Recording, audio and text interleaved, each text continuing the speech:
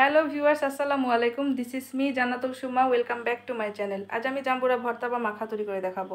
এর জন্য আমি একটি জাম্বুরা নিয়ে নিয়েছি, আর জাম্বুরাটা আমি ভালো করে এখন ধুয়ে নিব। আর জাম্বুরা কিন্তু আমাদের বাংলাদেশের সিজনাল একটি ফল। যে কোনো ফলই সিজনাল ফল বিশেষ করে আমাদের শরীরের রোগ প্রতিরোধ ক্ষমতা বৃদ্ধি করে।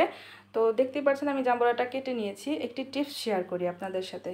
জাম্বুরা কেটে নেওয়ার পরে অবশ্যই হাতটা ধুয়ে নেবেন, ধুয়ে তারপরে এই কোয়াগুলা বের করবেন। অনেক সময় দেখবেন যে জাম্বুরা কিন্তু আমাদের খেতে তিতা লাগছে, তার অন্যতম কারণ হচ্ছে আমরা জাম্বুরা ছোলার পরে হাত না ধুয়ে তারপরে আমরা কোয়াগুলা বের করি, এর জন্য। তো আমি এখন ভর্তা মাখিয়ে নিব। এর জন্য আমি এখানে কাঁচামরিচ নিয়েছি আর লবণ নিয়েছি, নিয়ে ভালো করে ডলে নিয়েছি। আপনারা ইচ্ছা করলে এখানে শুকনো মরিচ আর কাঁচামরিচ দুইটাই দিতে পারেন। তো আমি ভালো করে এখন কষলে নিচ্ছি, দেখতে পাচ্ছেন। এরপর আমি এখানে চিনি দিয়ে নিব।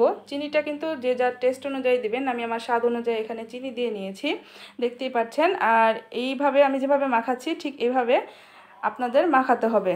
তো এই যে দেখতেই পাচ্ছেন আমার জাম্বুরা মাখানো কিন্তু প্রায় কমপ্লিট হয়ে গিয়েছে। খেতে কিন্তু অসাধারণ হয়েছিল। বাসায় আপনারা বানিয়ে খাবেন। ধন্যবাদ আপনাদের সবাইকে।